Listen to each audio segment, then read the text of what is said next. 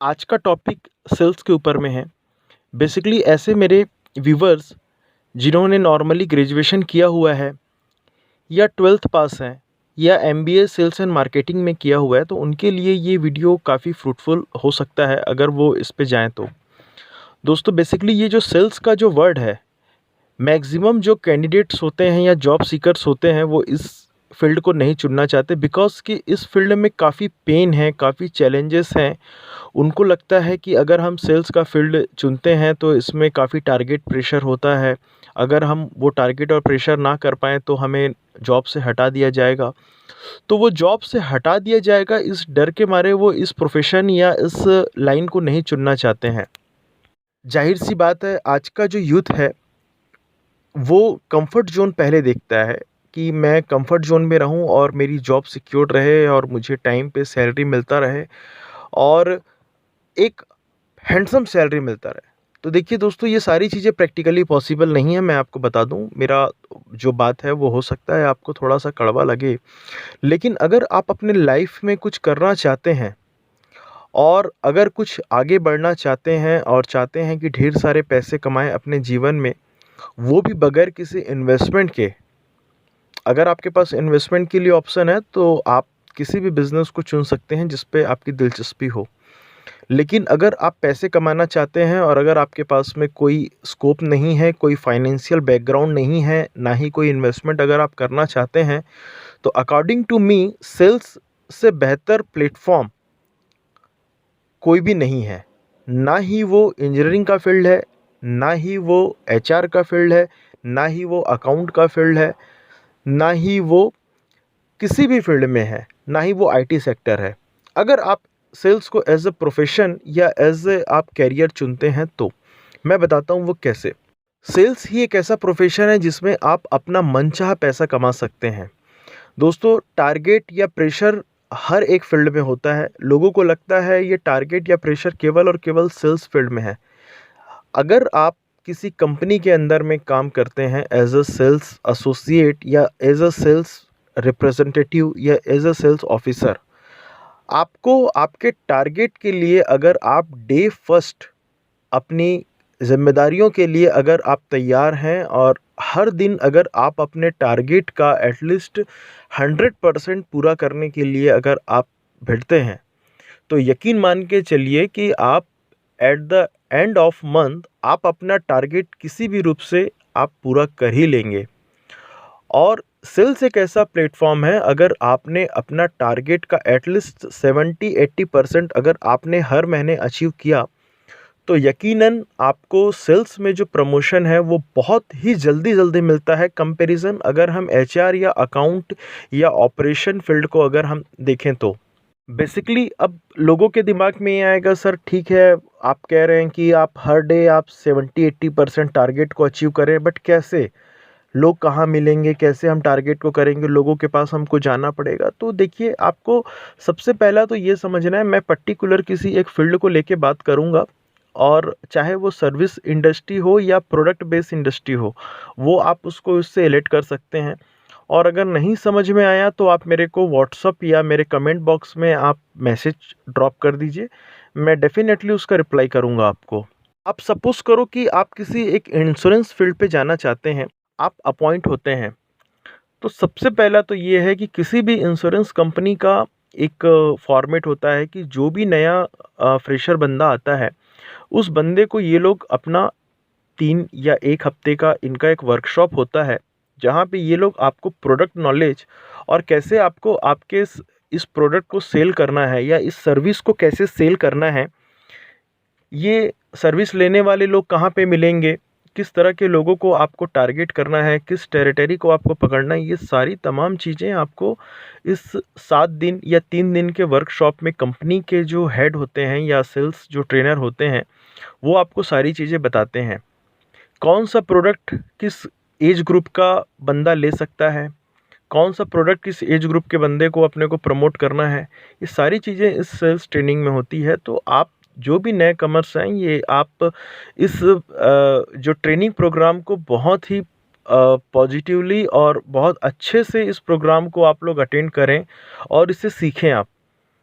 इसके बाद में जब आप कंपनी में आप एज ए ऑन रोल या आप प्रोबेशन में जैसे ही आप जाते हैं, आपको देखना है कि जितने भी आपके नियर डियर के जितने भी लोग हैं, सबसे पहले आप उन लोगों को अपने प्रोडक्ट और अपने सर्विस के बारे में समझाएं, अपनी कंपनी के बारे में बताएं कि मेरा नाम फलाना है और मैं इस कंपनी में नया अभी ज्वाइन हुआ हूँ। मेरी कंपनी के ये प्रोडक्ट हैं जो काफ़ी लाभदायक है, काफ़ी फ्रूटफुल है। अगर आप इसे लेते हैं तो यकीनन आपके लिए ये फ्यूचर या जो भी आप उसको जो भी एडवांटेज है आप उसे बता सकते हैं। और सबसे पहले आप अपने नियर डियर के लोगों को सेल्स करने की कोशिश करें। अब होता ये है डियर माय फ्रेंड कि आप अगर आप अपने नियर डियर के लोगों को अगर आप अपने सेल्स का प्रोडक्ट अगर या सर्विस अगर आप सेल करते हैं, तो इसमें आपको 2 चीज़ें मिलती है। पहला ये कि आपको सेल्स मिलता है, दूसरा आपको लाइव एक्सपीरियंस मिलता है। ठीक है? लाइव एक्सपीरियंस ऐसा मिलता है कि अगर आपका नियर डियर वाला कोई भी हो, चाहे आपका चाचा हो, मामा हो, फूफा हो, जीजा हो या आपका दोस्त हो या आपका दोस्त का पापा हो, कोई भी हो, वो आपसे क्रॉस क्वेश्चन ज़रूर करेगा क्योंकि वो पैसे लगा रहा है। पैसे चाहे वो 10,000 रुपये हो या 10 रुपये हो, कोई भी लगाने से पहले 10 रुपये या 10,000 रुपये के ऊपर में बहुत कुछ सोचता है और वो सोचना भी चाहिए क्योंकि आप भी सोचते हैं। और जब अब अपने रिलेटिव या अपने जो नियर डियर जो सराउंडिंग के जो भी फ्रेंड्स हैं, इनको अगर आप अपना प्रोडक्ट सेल करते हैं, तो आप अपने किसी सीनियर को लेके ज़रूर जाएँ। क्योंकि देखिए, वो आपका रिलेटिव है या वो आपका कलीग है या आपका फ्रेंड है वो, लेकिन आपके वो सीनियर के लिए वो एज़ अ क्लाइंट है। तो आपका जब सीनियर आपके कलीग को प्रोडक्ट के बारे में पूरी चीज़ें बताता रहेगा और आपका जो रिलेटिव है उससे जितने भी क्रॉस क्वेश्चन जो पूछेगा, तो आप उस क्रॉस क्वेश्चन को बेहतर ये होगा कि मोबाइल में आप एक जो वॉइस रिकॉर्डर है वो आप चालू करके रखें और उसे आप ऑन कर दें। तो जो भी कन्वर्सेशन है वो आपका रिकॉर्ड हो जाएगा और आप उसे बाद में सुन सकते हैं या उस क्योंकि देखिए वो जो समय होता है वो समय पे आपको पूरा ध्यान लगाना है कि आपका जो जिसको प्रोडक्ट सेल कर रहे हैं आप, ठीक है? वो क्या-क्या क्वेश्चंस पूछ रहा है और आपका जो सीनियर है या जो आपका जो बॉस है, वो उसे किस तरह से रिप्लाई कर रहा है, उसके सारे क्वेरीज़ का कैसे वो क्लैरिफ़िकेशन कर रहा है। ठीक है? इससे आपको ये हेल्प होगा कि नेक्स्ट टाइम जब भी आप किसी अननोन पर्सन के पास में अपना प्रोडक्ट या सर्विस को सेल करने के लिए जाएँगे, तो वो जब आपसे 4 क्रॉस क्वेश्चन या 4 ऑब्जेक्शन और रिजेक्शन अगर आपके प्रोडक्ट या सर्विस के लिए अगर वो करता है, तो आपको उसको कैसे रिप्लाई करना है या कैसे हैंडल करना है, तो एट लीस्ट आप यकीनन आप जैसे सपोज़ करो कोई आपका अननोन पर्सन है, आपकी 3rd या 4th कॉलिंग है, अगर वो आपसे कुछ क्रॉस क्वेश्चन करता है, तो मुझे यकीन है कि आप कम से कम उसका 10 में से 5 क्वेश्चन का तो रिप्लाई आप एट अ टाइम कर पाएँगे। बचे जो 5 क्वेश्चन हैं उसके लिए आप अपने सीनियर के पास बैठें, बोले सर ये जो फलाना क्लाइंट है इन्होंने मेरे से 10 क्वेश्चन पूछे, 10 में ने मैंने 5 का तो रिप्लाई एट अ टाइम कर दिया था। बचे हुए जो 5 क्वेश्चन है सर ये मैं रिप्लाई नहीं कर पाया था। तो मुझे बताइए सर कि ऐसे सिचुएशन पे मुझे क्या रिप्लाई करना चाहिए था या इसका क्या बेस्ट आंसर हो सकता था कि वो क्लाइंट को अगर मैं ये जो 5 क्वेश्चन का अगर मैं आंसर अगर करता तो वो डील मेरे से क्लोज़ हो जाता। अब क्या हुआ कि अब आपका जो अब आप जब नेक्स्ट किसी कॉलिंग पे अगर आप बैठेंगे, तब ज़ाहिर-सी बात देखिए अगर आपका प्रोडक्ट इंश्योरेंस का है, तो जो नॉर्मली जो कस्टमर होते हैं, उनके जो क्वेश्चन होते हैं वो लगभग सिमिलर होते हैं। समटाइम्स कोई अच्छा कस्टमर रहा तो आपसे 2-4 क्वेश्चन और नए पूछ लेगा। अदरवाइज़ लगभग सारे क्वेश्चन जो होते हैं वो सिमिलर ही होते हैं। तब अब क्या हुआ कि अब आपने पहले तो 5 क्वेश्चन का आंसर किया और आपका डील क्लोज़ नहीं हुआ, ज़ाहिर-सी बात है। अब आप किसी क्लाइंट के पास जाते हैं तो वो भी लगभग 9 से 10 गिने-चुने क्वेश्चन आपसे पूछता है। चूँकि पहले जो थे आपने अपने सीनियर या सबऑर्डिनेट से आपने पूछ लिया था कि सर ये फलाने-फलाने क्वेश्चन का मुझे क्या आंसर देना चाहिए था। तो नेक्स्ट टाइम जब आप किसी क्लाइंट के पास जाते हैं तो ज़ाहिर तौर पे आप उससे 9 में कम से कम 7 से 8 क्वेश्चन का आप क्लियरली आप उसको आंसर कर सकते हैं।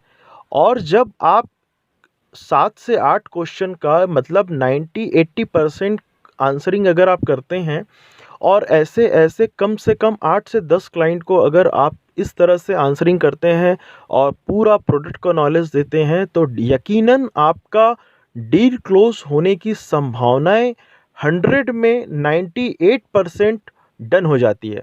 मतलब अगर आपने 10 क्लाइंट को अपना पूरा प्रोडक्ट का प्रेजेंटेशन बहुत ही ज़बरदस्त तरीके से किया है, उनके सारे ऑब्जेक्शन और रिजेक्शन को आपने बखूबी ढंग से हैंडल किया है, तो 10 में से आपका 2 क्लाइंट या 3 क्लाइंट का क्लोज़ होना निश्चित है। और दोस्तों इसी तरीके से आपका अगर आप डे वाइज़ गोल सेट करें, वीकली वाइज़ गोल सेट करें और 15 डेज़ का गोल सेट करें, और ये इस तरह से आपका 1 महीने का गोल टारगेट आपका आसानी से पूरा हो जाएगा। दूसरा, अगर आपका नेक्स्ट मंथ जब जैसे ही आता है तो आपको वो टारगेट तो उतना ही रहेगा। लेकिन क्या होता है कि देखिए, अभी आपने क्या किया है कि 10 में से आपने 2 को क्लोज़ किया हुआ है, अभी भी आपके पास 8 बचे हुए हैं, और ये जो 8 बचे हुए हैं ना, ये आपका कैरी फॉरवर्ड हो रहा है, ये आपका ख़त्म नहीं हो रहा है।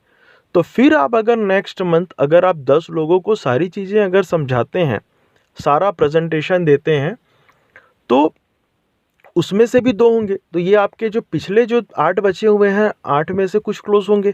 तो इस तरह से आपका एक टाइम ऐसा आएगा 4 महीने, 6 महीने के बाद कि आपका जो, जैसे सपोज़ करो आपको 1 महीने में 1 लाख रुपए का टारगेट है इंश्योरेंस फील्ड पे, तो एक टाइम ऐसा आएगा कि पहले महीने में आपने 50,000 किया, दूसरे महीने में आपने 80,000 किया, तीसरे महीने में आपने 1 लाख किया, चौथे महीने में आपने 1,10,000 किया, 1,20,000 किया, पाँचवें महीने में आपने 1,50,000 किया। तो दोस्तों ये जो 50,000, ये जो 1 लाख के ऊपर का जो अमाउंट है ना, हर एक कंपनी का एक फॉर्मेट होता है कि अगर आपने टारगेट के ऊपर का जो भी अचीवमेंट किया है, इस पे कंपनी आपको एक अट्रैक्टिव इंसेंटिव, टूर प्रोग्राम या इनके जो भी ऑफ़र्स वगैरह होते हैं कंपनी के, जो आपको प्रमोट करने के लिए ये लोग देते हैं, सारी चीज़ें आपको देते हैं।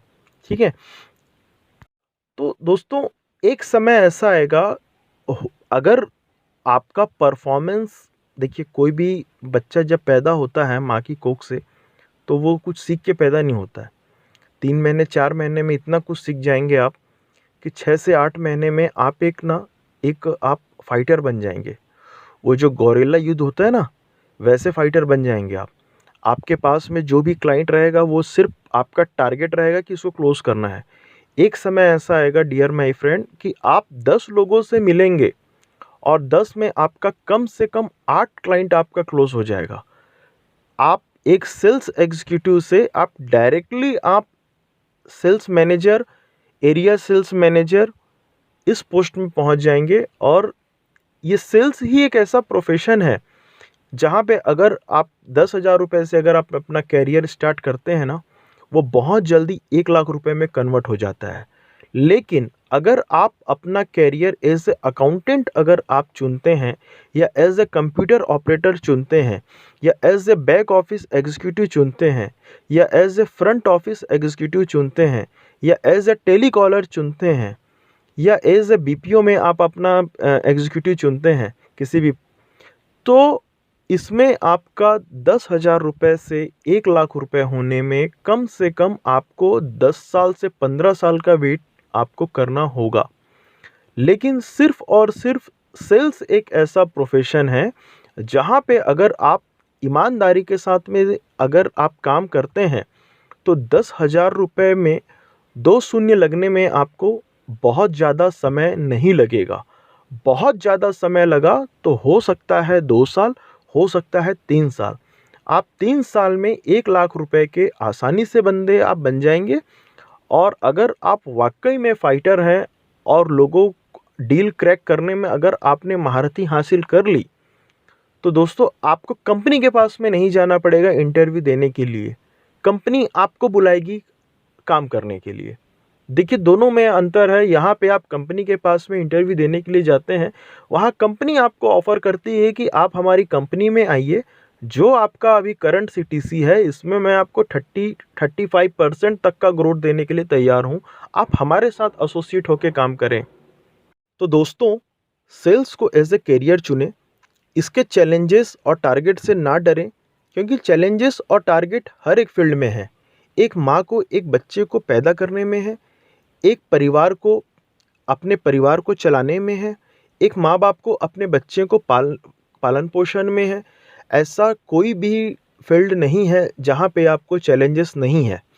लेकिन अगर कैरियर और फ्यूचर और अगर फाइनेंशियली अगर आपको बहुत ही मजबूत और सुदृढ़ होना है, तो मेरे हिसाब से आपको सेल्स को एज अ करियर चुनना चाहिए। ऐसा मेरा सोच है। आज का वीडियो दोस्तों यहीं मैं समाप्त करता हूँ। उम्मीद करता हूँ कि ये वीडियो आपको पसंद आया होगा, और अगर आपको लगता है कि ये वीडियो आपके या आपके किसी फ्रेंड के लिए फ्रूटफुल हो सकता है, तो आप उसे शेयर करें ताकि ये वीडियो और भी किसी दूसरे लोगों के काम आए। और अगर अभी तक आपने हमारे इस चैनल को सब्सक्राइब नहीं किया है तो फटाफट इसे सब्सक्राइब भी कर लें, ताकि मेरे इस तरह के बहुत सारे वीडियोज़ मैं अपलोड करते रहता हूँ जो आपके करियर और आपके जॉब या आपके किसी प्रोफेशन से रिलेटेड हो, जो आपके लिए फ्रूटफुल हो। ऐसे वीडियोज़ मैं अपलोड करते रहता हूँ जिसके नोटिफिकेशन आपको टाइम पे मिलते रहें। धन्यवाद दोस्तों, नमस्कार।